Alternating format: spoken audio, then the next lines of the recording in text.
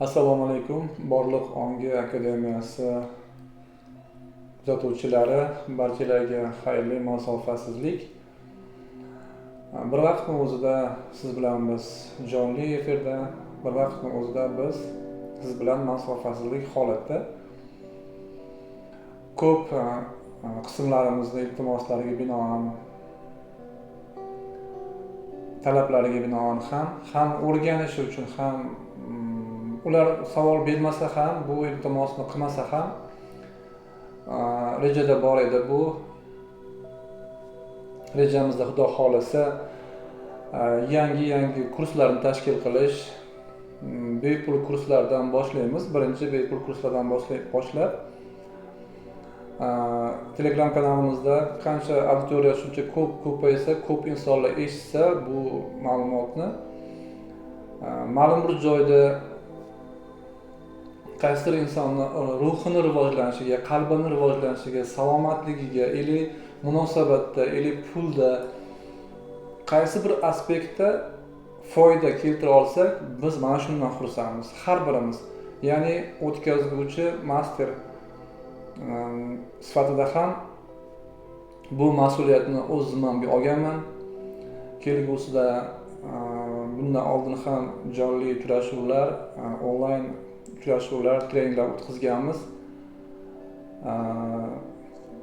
Ochiq qalb bilan barcha o'rgangan, bosib o'tgan tajribalarimizdan buni qolganlar ham bilishi juda muhim narsa, chunki ko'p insonlarimiz hayotda hozir munosabatda, mana shu 3-4 ta aspektda munosabatda asosan pul ham unchalik emas, munosabatda asosan qiynalayotganlar ko'p. Va ikkinchi aspekt bu salomatlik aspektida ham qiynalayotganlar juda ko'p. Bular haqida ham psixosomatika bo'yicha ham o'rganganimizda haqiqatdan ham bu hammasi o'rtoqlar bir narsaga bog'liqligi, ya'ni miyadagi bizdagi o'sha o'tmishdan o'tib kelgan ularni boricha qabul qilamiz. Biz o'tmishdan o'tib kelgan deb biz ota-bobolarimizni tanqid qilishga o'tmaymiz hech qachon. Ularni boricha qabul qilgan holatda ularni bosib o'tgan tajribalarini, bosib o'tgan yo'llarini qabul qilgan holatda keyin darshga harakatlanamiz. Hech qachon biz sharsharadan tepaga qarab suzolmaymiz.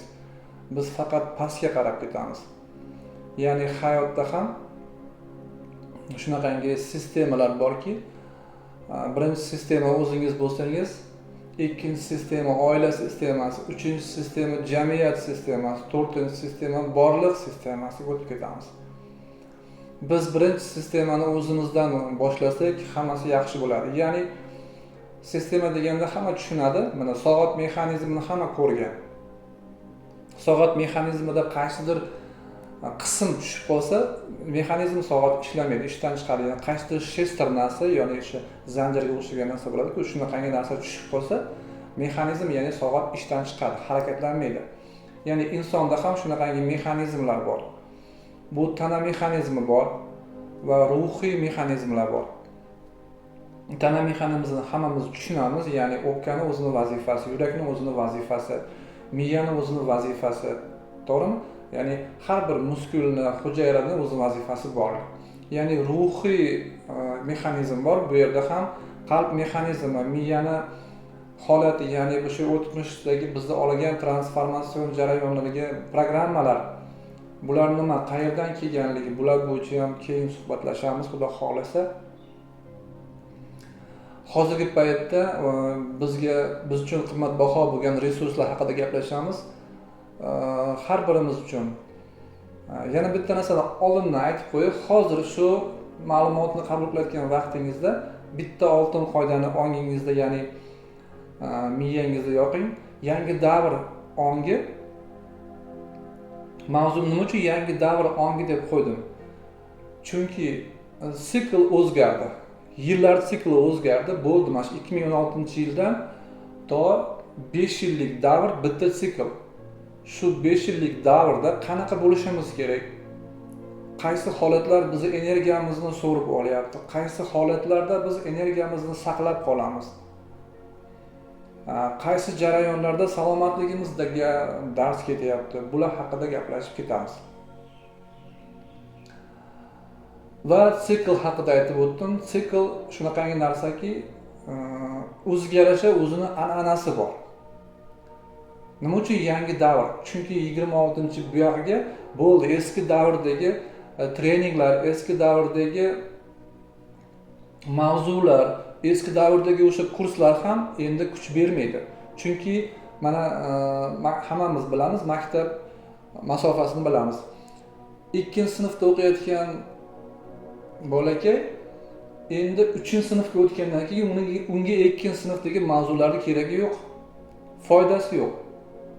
Shunchaki yechadi. Chunki siz ham bir paytlar, biz ham bir paytlar o'sha meditatsiya qilganmiz, qog'ozlarga yozish, har xil nimadirlar qilish, yogalar qilish, shunga o'xshash treninglarga borganmiz. Misol uchun, mana o'zim ham biznes loyihada ish olib borganimda ko'rganmanki, treninglarda misol uchun kuchli treninglar, Saidmurod Davletov treningiga borganmiz. Kuchli trening O'zbekistondagi Shahnoza Mahsumova treninglarga borganmiz. Rossiyadagi mashhur o'sha Valeriy Sineniklarning audiolarini sotib olib eshitib ko'rdik. Jannat ongi mushtariy yo'ldoshlarini kurslarini o'qidik. U yerda juda katta mavzu bor, juda ham katta mavzu bor. Bu yerda kvant bilim umuman aralashib ketgan, ezoterika aralashib ketgan, neyrobiologiya aralashib ketgan. Qo'yingki, shunaqangi channellar hammasi bitta aralashib ketgan. Eng muhimi, inson bunaqangi mavzularga chalg'imagani yaxshiroq. Hech qachon bitta inson shu psixologiyani o'rgana olmaydi. Hali ancha bor bizga o'rganishga. O'sha asl bilimlarni anglab yetishga hali ancha bor.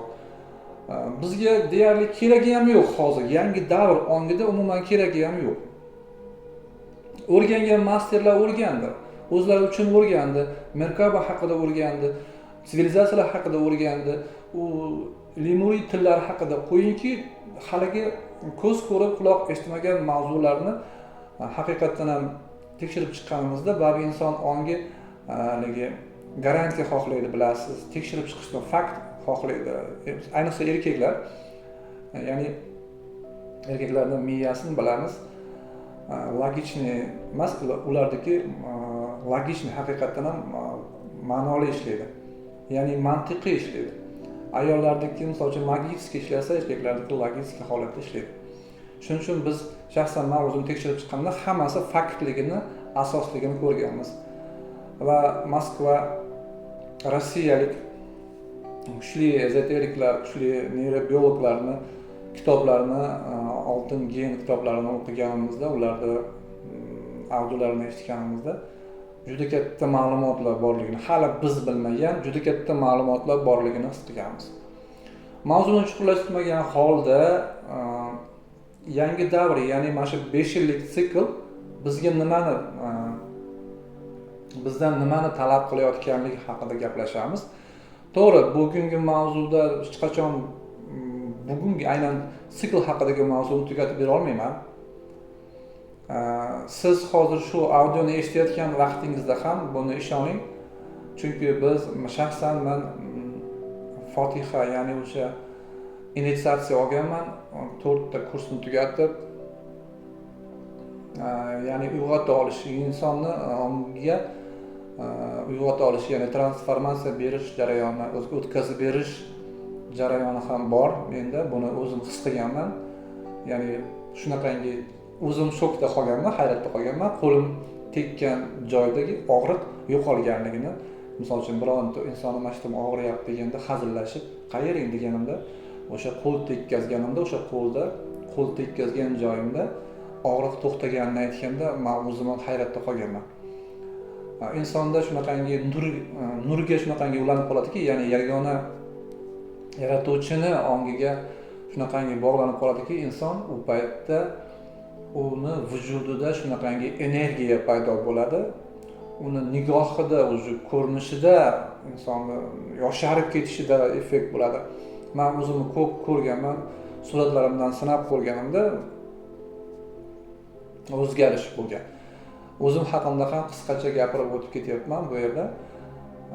Yangi davr, agar siz yoningizda hozir bir qog'oz yoki bitta list yoki bitta ruchka bo'lsa, siz uchun muhim bo'lgan ma'lumotlarni shu yerda eshitayotganingizda yozib olsangiz, yozayotgan inson, ya'ni neyron, miya neyroni ko'proq yozayotgan paytda transformatsiya bo'ladi, ya'ni o'zgaradi, ya'ni yangilanadi. Misol uchun qog'ozni o'rtasidan chizib, ruchka bilan chizib, bir tomoniga eski davrdagi, hozirgi davrda, mana hozir balkim haligacha ko'pchilikda eski davr qarashlari bordir. Misol uchun pulga nisbatan hali ham eski davrda nazariyasi bor. Misol uchun pul topish uchun mehnat qilish kerak, og'ir ish qilish kerak yoki bir mashaqqat kerak pul topish uchun degan, ya'ni qarashlar bor, to'g'rimi? Shunaqangi filtrlar orqali inson qarashi mumkin, nazariya qilishi mumkin. Tangani ikkinchi tomoni bor. Tangani ikkinchi tomoni aynan siz chizgan listni bu tomoniga yozib borsangiz bo'ladi. Bu siz uchun zo'r praktika. Ajoyib praktika. Bitta listni o'rtasiga chizing va o'sha hozirgi davrdagi qarashlaringizni aynan o'sha qog'ozga bir tomoniga yozib chiqing. Va ikkinchi tomoniga bundan keyin o'sha holatni qanday yo'lga qo'ysam bo'ladi degan savolni o'zingizga bering. Miya shu payt sizga asosiy kalitlarni topib beradi. Misol uchun pul topish uchun inson ishlashi kerak degan mavzuni bir tomoniga, pul topish uchun inson ishlashi kerak emas. Inson shunday ham pulga, misol uchun, o'sha pul hamma joyda bor, pul hamma joyda keng mavzularni qo'ysa bo'ladi. Pul topish, pul o'zi keladi degan mavzular qo'ysa bo'ladi. Pul bu havo degan mavzuni qo'ysa bo'ladi. Pul menda bor degan mavzuni qo'ysa bo'ladi.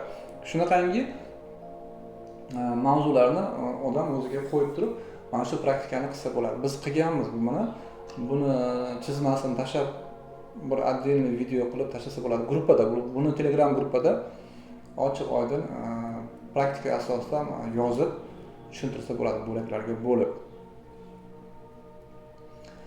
Va biz mana shu 2026 da qanaqangi jarayonda bo'lishimiz kerak va qanaqangi bizni energiyamizni so'rib oladigan, energiyamizni oqizib oladigan jarayonlar borligini ko'rib chiqamiz. Hozir eng muhim mavzu, ya'ni mana shu siklda qimmatbaho resursi yozib qo'ying. Birinchi resurs, eng qimmatbaho resurs energiya bo'lsa va ikkinchisi salomatlik bo'lsa, uchinchisi o'sha realizatsiya, ya'ni o'sha amalga oshirmoqchi bo'lgan narsamiz biz. Ya'ni siz o'sha 3 ta aspektni ko'rib chiqing. 3 ta aspektni ko'rib chiqasiz va pul va bundagi holatni, ya'ni pulga bo'lgan nazariyani ko'rib chiqing umuman birinchi o'rinda. Va maqsadingizga bo'lgan, amalga oshirmoqchi bo'lgan, realizatsiya qilmoqchi bo'lgan planlaringizni ko'rib chiqing.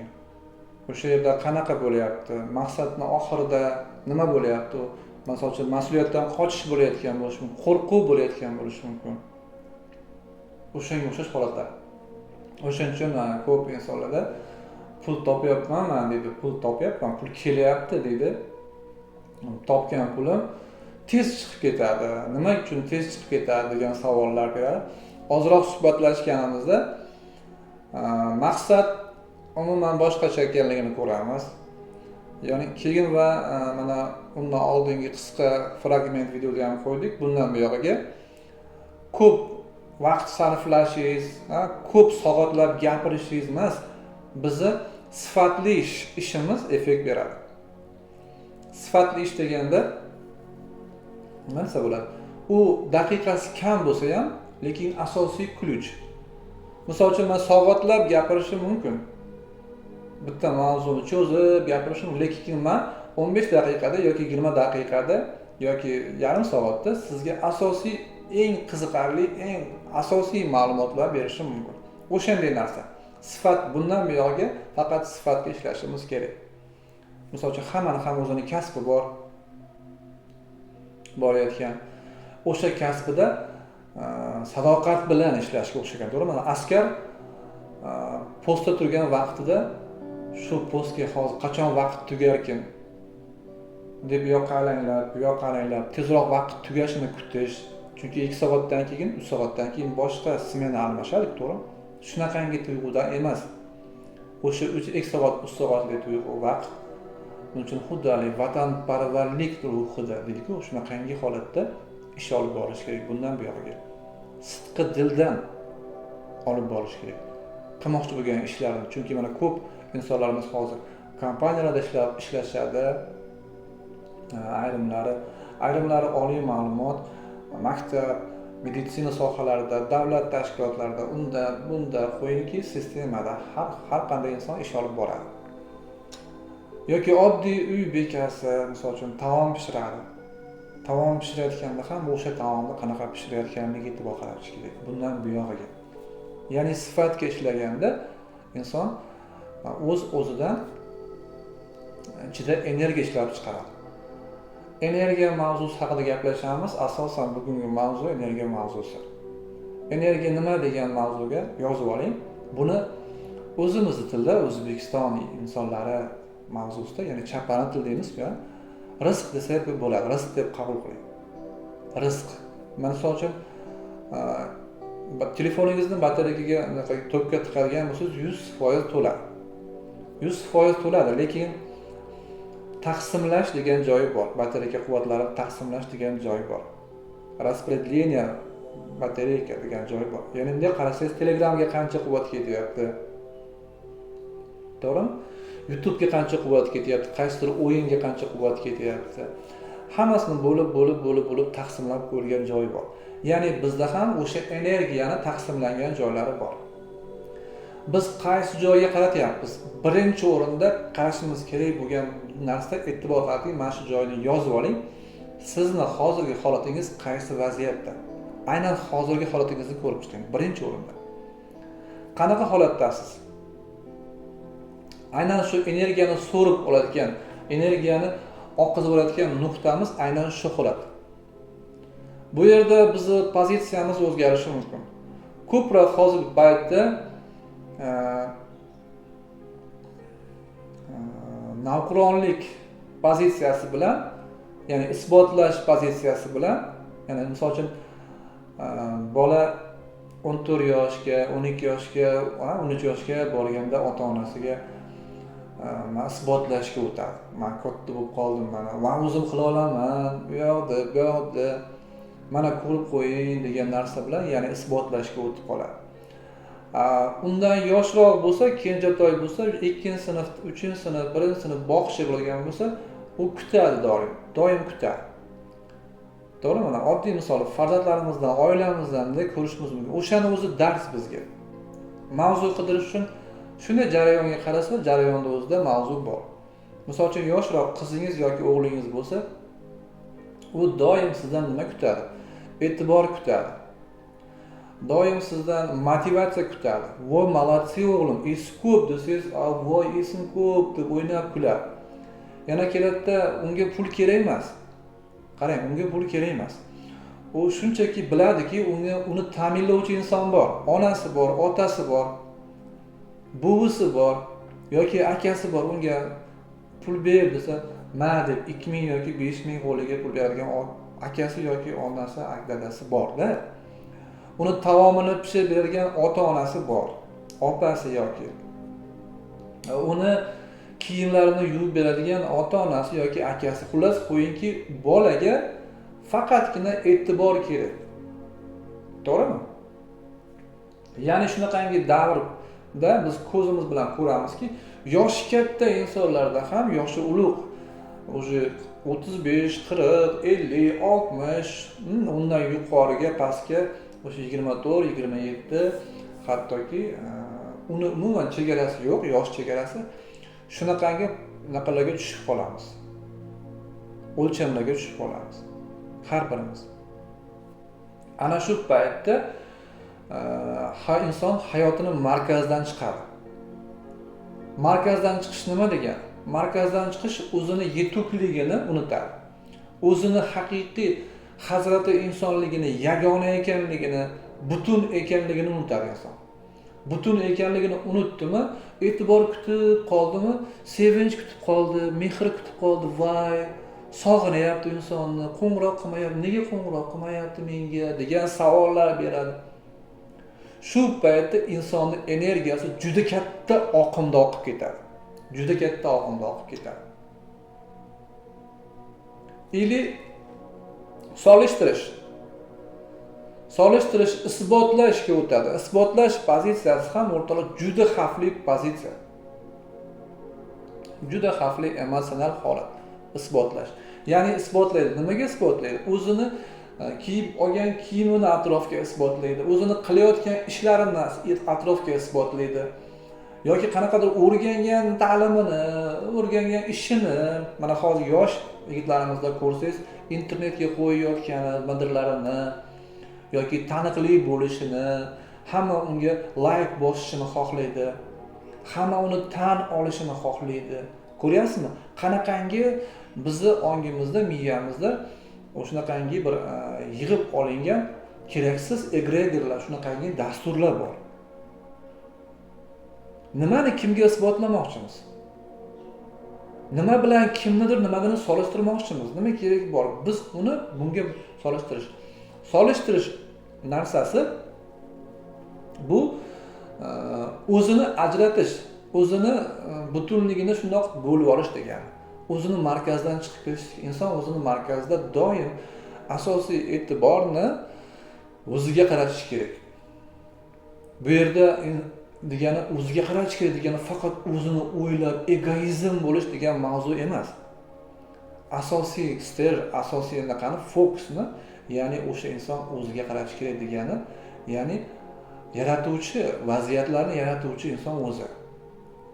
Javobgarlikni o'z ustiga olgan holda vaziyatni yuqoridan kuzatuvchi inson faqat o'zimiz. Energiyani saqlab qolish uchun eng qimmatbaho tochka bor o'rtoqlar. U hozir va shu yer tochkasi. Hozirgi ma'lumot, men siz bilan berayotgan ma'lumot o'rtoqlar, tasavvur qiling, yoningizda turib beryapman shu ma'lumotni. Yonma-yon turib sizga gapirib beryapman. O'rtamizda hech qanaqangi masofa yo'q. Bu videoni qachon qo'ydi? Qanaqa qilib qo'ydi? U hozir ustoz qaysi masofada o'tiribdilar? Qaysi hududda ekanlar degan mavzuni yo'qotgan holatda hozir va shu yerda siz bilan shu ma'lumotni bo'lishyapman. Shunaqa yashash kerak inson hayotda. Shuning uchun mavzularimizda hozir va shu yer nuqtasi juda muhimligi, vaqtsizlik, masofasizlik nuqtasi juda muhimligi. Va biz o'rtoqlar doim o'tirgan joyda o'tiribmiz, lekin mana shu yerda hozir shu ma'lumotni eshitayotgan bo'lishingiz mumkin, lekin xayollarimiz qatligagadir ketdi. Ammamizning uyiga qarab ketdi, tog'amizning uyiga yoki qaysidir bizni dilimizni og'ritgan deymiz, to'g'rimi? Inson ongida dilimizni og'ritgan, ko'nglimizni qoldirgan, bizni xafa qilgan vaziyatga qaratib olib ketamiz. Yoki u nima qilyapti ekan, ili shubha sistemasiga aralashib ketamiz. Mana insonlar qanaqa qilib o'rtoqlar biz energiyamizni qayergadir oqizamiz. Ya'ni rizqimizni sepamiz, isrof qilamiz. Alloh bergan rizqni o'zimizga emas, o'zimizni realizatsiyamiz, o'zimizni maqsadlarimizga emas, boshqa yoqqa o'tamiz. Inson o'zini yuqoridan bitta ko'rish kerak. Mana hozir o'tirgan joyingizda shu ma'lumotni eshitayotgan bo'lsangiz, yuqoridan bitta o'ziga qarang, shunday vaziyatingizga qarang-da. Shu payt inson o'zini kontrolga oladi. Tashqi kuzatuv deydi bu narsani, yuqoridan kuzatuv deydi. Eng zo'r kuch, men shaxsan doim ko'p o'zimda foydalanaman, yuqoridan o'zimga qarayman. Buning iloji bor. Tasavvur qiling, o'sha patologiya tepasida turibsiz, qarab, lekin pastda o'zingizning o'tirganligingizni ko'rib turibsiz. Qanaqa ahvolda o'tiribsiz? Qanaqa vaziyatdasiz? Ichingizda emotsional holatlar qanaqa? Birinchi o'rinda o'rtoqlar, aynan shu narsani e'tiborga qaratamiz. ikkinchi o'rinda va hozir va shu yerda yashash formulasini yo'lga qo'ying. Bu degani o'rtoqlar, nafas olayotganingiz, nima ish qilayotganingiz, insonlar biz tish yuvayotgan vaqtimizda ham, hattoki tishimizni yuvayotgan vaqtimizda ham xayolimiz ishda, hamkorimizda, nima qilayotgani, keyin turmush o'rtog'imizda yoki farzandimizda nima qilamiz? Yo'q. Biz hozir faqat tish yuvyapmiz, o'rtoqlar, bo'ldi. Biz faqat tish yuvyapmiz. Hozir va shu yerda yashash sistemasi aynan shuni talab qiladi. Agar shu narsani yo'lga qo'yib olsa, insonlar borku, energiyasi doim o'zida, kuch-quvvatda, hayot bilan hamohang, butunlik ongida yashaydi. Inson doim bo'lish ongida, atrofdagi kimdir qanaqadir muvaffaqiyatlarga erishib ketdi, yo nimadirlar qildi, go'yoki ular qilib ketdi, biz qolib ketdik.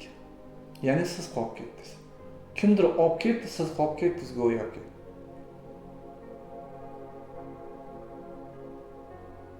...2026ning eng asosiy ikkinchi qoidasi o'rtoqlar, hozirgi turgan nuqtangizga saglansen bo'lishingiz. Hozirgi nuqtadan saglansen bo'lsa ekanmiz, hayotimizni farovonlikka qo'ya olmaymiz. Hayotimizda energiyamizni faqat oqizamiz. Salomatligimizda muammo bo'ladi. Maqsadlar ham buni amalga oshmaydi. Faqat ishimiz energiyani sovurish, o'tirish, faqatgina salomatlikka dars ketadi. Inson energiyasi oqib tugagandan keyin charchoq, belda og'riq, umumiy charchoq, boshda og'riq paydo bo'ladi. Sekin-sekin qon aylanish o'zidan-o'zi pasayadi, immunitet pasayadi. Ko'ryapsizmi? Oddiygina shu energiya resursi juda ham qimmatbaho resurs. O'rtoqlar, bugundan boshlab yozib qo'ying. Eng qimmatbaho resurs siz uchun pul emas. Birinchi o'rinda turadigan qimmatbaho resurs energiya, o'rtoqlar. Energiya o'zingizda bo'lsa, pul o'zi sizga oqib keladi. Pul o'zidan keladi. Mana birinchi mavzuyimga aytdim-ku, pul topish uchun odam ishlash kerak. Men shaxsan o'zim hayotimda boshimdan o'tkazganman, pul o'zidan kelgan. Oddiy, u farqi yo'q. Turmush o'rtog'ingiz berishi mumkin, onangiz berishi mumkin, akangiz berishi mumkin. Inson xohish, istaklar asosida yashaydi. Shuni qilishim kerak. Lekin miya nima deydi? Buni qilish uchun pul bo'lish kerak-ku deydi. Miya doim o'rtoqlar sabotaj qiladi miya. Sabotaj mavzusi bu nima? Bu barbod qilish, yopish. Sizni ichki realizatsiyangizni, ichki xohishlaringizni barbod qilish sistemasi. Bu ong ostini himoya sistemasi. Aslida u sizni himoya qiladi. U logически o'ylaydi sirasi. U logический sistemada sabotaj ongi doim sizga, siz bilan bizga mana shu misol uchun uyga yoki havo isib ketdi, zontik olmoqchisiz, to'g'rimi? Yoki uyingizga nimadir qilmoqchisiz, yoki qaysidir istagingizni qilmoqchisiz, yoki qaysidir maqsadingiz sari bormoqchisiz, miya ikkinchi sabotajni qiladi doim. Hech qachon miyaning ikkinchi sabotajiga ishonmang. U nima deydi? Qarang. Sayohatga bormoqchiman. Mana shu O'zbekistonimizning qaysi hududiga? Lekin u yoqqa borish uchun senga pul yo'q-ku. Ko'ryapsizmi? Siz mashinangizni sotib olmoqchiman deyapsiz, to'g'rimi? Lekin senda uni qilish uchun pul yo'q-ku. Shaxsan menda bo'lgan voqeani gapiraman. Hovlimizga ozgina joyida o'sha steyashka, ya'ni betonlik steyashka joy bor, qilinmagan joy qolib ketgan bo'lgan. Katta joy, juda ham bir 30 kvadratli joy. Shu yerda steyashka qilishim kerak. Davay, boshlaymiz. Ayolim aytayapti, siz boshlashingiz kerak dadasi, siz boshlavering, pul keladi dedi. Lekin ikkalamizda ham pul bor, mayda-chuyda pullar bor-da. 500 ming, 200 ming har. Chunki sarflab bo'lganmiz pulni, ketib bo'lgan, pul chiqib ketib bo'lgan. O'z-o'zidan uyda remont uchun akamni qo'ng'iroq qildim. Aka, kelinglar shu yerda steyashka qilib olishga yordam qilinglar dedim. Akalarim kelishdi. Akalarim pul bilan kelishdi, ishonasizmi? Akalarim $4 bilan keldi, cho'ntak bilan. Mana shu pul yetib ortadi, mana shu hovlini istashga qilish kerak. Nimaga bunday qildinglar degan savolni men beraman. Bu savolni berishdan oldin men yaxshilab o'ylab ko'rdim. Mana shu pulni hech qanday harakatsiz kelishi bo'ladi o'rtoqlar. Oddiy bir narsa bo'ldi. Ya'ni bu mavzuni nima uchun ochyapman? Insonda o'sha haligi aytganday energiya o'z-o'zida bo'lsa, xohishi o'z bilan qalbida turgan bo'lsa, uzoqlarga oqib ketmagan bo'lsa, uni qidirmayotgan bo'lsa, demak pul o'z-o'zidan keladi. Pulni qidirish kerak emas. Xohishni faqat qattiq istak qilish kerak xolos.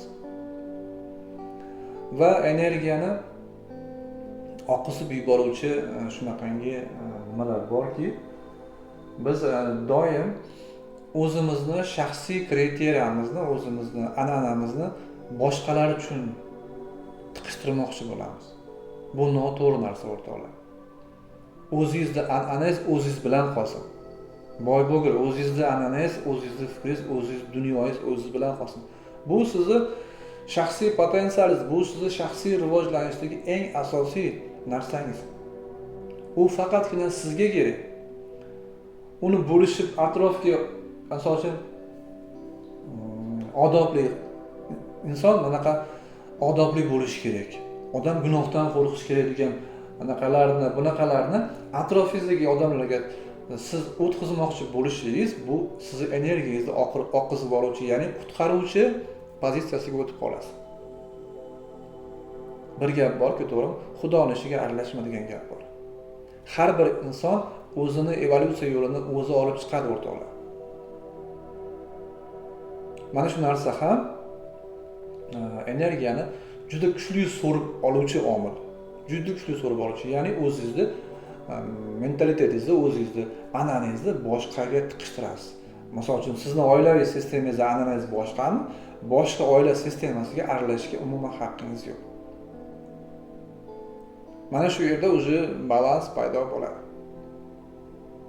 Umuman aralashish kerak yo'q. Mana oddiy bir misol, biza doim shunaqa har xil rollarni o'ynab yuramiz. Qarang, juda ham qiziqarli. Mana shu ma'lumotni men eshitganimda haqiqatan ham hayratda qoldim. O'zingizda ham, hayotingizda ham, oilangizda ham bunday qarab ko'ring, ayolingiz qanaqangi rol o'ynayapti hozir, bolangiz qanaqa rol o'ynayapti va o'zingiz qanaqa roldasiz. Rol deganda nima demoqchiman? Misol uchun, men ayolimni koyiyotgan vaqt, uni tergayotgan vaqtimda uni otasi yoki onasi obraziga kirib, qaynota roliga kirib, men uni tergayman. Ularga o'zi ma'lumotni ota-onasi berib bo'lgan. Ko'ryapsizmi? Shu paytda biz o'z-o'zimizdan, o'z hayot markazimizdan chiqamiz. Yoki ayolimiz donolik qilayotgan vaqtida xuddi ular meni onamning o'rnida turib olishib, menga aql, donolik qilayotganligini ko'ramiz. Hattoki biz o'rtoqlar ota-onamizga borib, "Oyijon, hamma qator chiqing, oyi, kerak emas. Mana shu gaplar qilmanglar, oyi. Bunaqa bidiyatlarni qilmanglar, oyi. Mana qilmanglar, oyi" deb hattoki onamizga ham nasihatgo'y bo'lamiz. U paytda biz kim bo'lamiz? Onamizni onasiga aylanamiz, to'g'risi. Onamizni onasi u rahmatli o'lib ketgan bo'lsa ham kerak. Mana biz qayerga yuboryapmiz, qayerga oqizyapmiz energiyamizni. Shuning uchun eng oltin qoida, o'zingiz uchun yozib qo'ying, atrofingizga, telefoningizga hozir va shu yerda yashash formulasini yo'lga qo'ying bugundan boshlab. Nima qilyapsiz? Qayerda bo'lsang, shu yerda bo'l. Qarang. Qayerda bo'lsang, shu yerda bo'l. O'tiribsizmi shu divanda, hozir eshityapsizmi shu ma'lumotni? Bo'ldi, shu yerda bo'ling. Chalg'imang, u yoqqa osmonlarga uchmang. Ikkinchi, siz uchun kerak bo'lgan resurs, qimmatbaho resurs o'rtoqlar va o'zingizni xohishlaringizni, maqsadlaringizni endi sekin-sekin yo'lga qo'ying. Lekin undan oldin mana shu turgan hududingizga rozilik bildiring. Yashayotgan holatingizga rozilik bildiring. Ya'ni qanaqa ishingiz bor? Qanaqa sohada ishlayapsiz? Farqi yo'q. Shuni boricha qabul qilib, ishni davom ettiring. Va hayotingiz o'z-o'zidan qachonki rozilikni yo'lga qo'yganingizda, boricha hamma narsani boricha qabul qilganingizda hayot o'zgarishdan bo'ladi. Ikkinchi oltin qoida qabul qilishni boshlang. Qanaqa vaziyat bo'lyapti? O'z o'rnida bo'layotganligi, aynan sizni rivojlanishingiz uchun berilayotganligi, ayolingizni yoki turmush o'rtog'ingizni aynan o'sha holatni qilayotganligi aynan sizga qimmatbaho imkoniyat deb qabul qiling. Hech qanaqangi muammo yo'q o'rtada. O'tmishda o'tib ketgan hamma narsalar ham o'sha biz aytayotgan og'riqli deyotgan vaziyatlar ham o'rtoqlar biz uchun qimmatbaho brend tarix bo'lgan, imkoniyatlar bo'lgan. Bu yerdan biz qancha narsani anglab oldik, qancha narsani olib biz o'sdik, qancha narsani olib biz rivojlandik. O'tmishni hech qachon muammoli holat deb hisoblamang. Qaysi o'sha og'riqli deymiz, to'g'rimi, bizga qalbingizga tekkan joy. O'sha yerda, o'sha joy, aynan o'sha nuqtani men uchun eng imkoniyatli, men anglashim kerak bo'lgan, meni rivojlanishim kerak bo'lgan asosiy nuqta ana shu joy deb qabul qiling bo'ldi. Va bo'ldi, endi o'tmishda unutingda, hozir va shu yerni rivojlantirishni boshlang. Hozir va shu yerdagi nuqtangizni rivojlantirishni boshlang. Potensialingizni oching. Balkim sizni rasm chizgingiz kelar, balkim qo'shiq kuylagingiz kelar. Balkim she'r yozgingiz kelar, balkim kitob yozgingiz kelar. Qilayotgan kasbingizdan iloji boricha uni qabul qiling. Bo'ldi, uni siz tanlov qilib bo'lgansiz.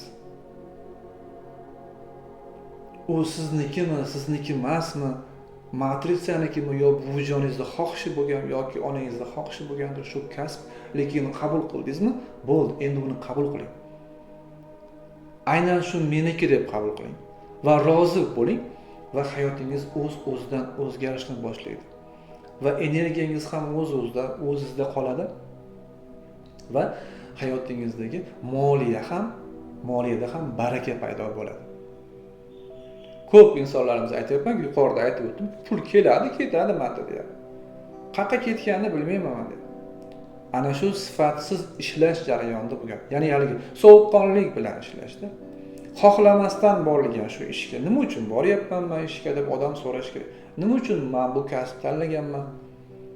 Bu kasbdan borliqqa, insoniyatga qanaqa naf tegadi? Men borliqqa nima bera olyapman? Men insoniyatga nima bera olyapman? İnsanlarning rivojlanishiga nima hissa qo'sha olyapman degan savolni inson o'ziga bersa, hayotda topayotgan daromadi uni barakasi kuchayib boradi. Uni energiyasi kuchayib boradi. Pul o'z-o'zidan bu vaqt har tomondan keladi. Bu bor narsa o'rtoqlar. Miyani sabotajga ishonmagan holda pul albatta keladi qoidasini amalga oshiring. Men shu narsani sotib olishni xohlayapman, shuni kiyishni xohlayapman, buning uchun pul o'zi keladi. Va siz o'sha xohish tomonga qarab boring. O'sha do'konga kiring. O'sha kiyimni kiying. Yoqdimi sizga? Bo'ldi, mana shu menga yoqdi. Pul o'zi kelsin menga deng, bo'ldi. Mana shu narsani ko'rasiz, hayotingizda isbotini ham ko'rasiz. Aniq fakt mana shu kommentariyaga yozishingiz ham mumkin. Bu albatta amalga oshadigan narsa. Va yana bitta sirli qoida, oltin qoida, qimmatbaho qoida. Istaklarga ortidan yugurmang. Hech qachon. Muvaffaqiyat izidan yugurmang. Hech qachon. Orzularingizni ortidan quvmang hech qachon. Nimaga aytaymi? Chunki orzularga siz erishib bo'lgansiz. Siz muvaffaqiyatga erishib bo'lgansiz. Siz moliyaviy erkin inson bo'lib bo'lgansiz. Siz asl sog'likka kelib bo'lgansiz. Siz asl baxt ichida yashaysiz. Siz asl hayotni hamohangligida yashaysiz. Siz badavlat insonsiz. Istaklaringizga erishib bo'lgan o'lchamda yashang bugundan boshlab. nimani xohlayapsiz, shunda yashang.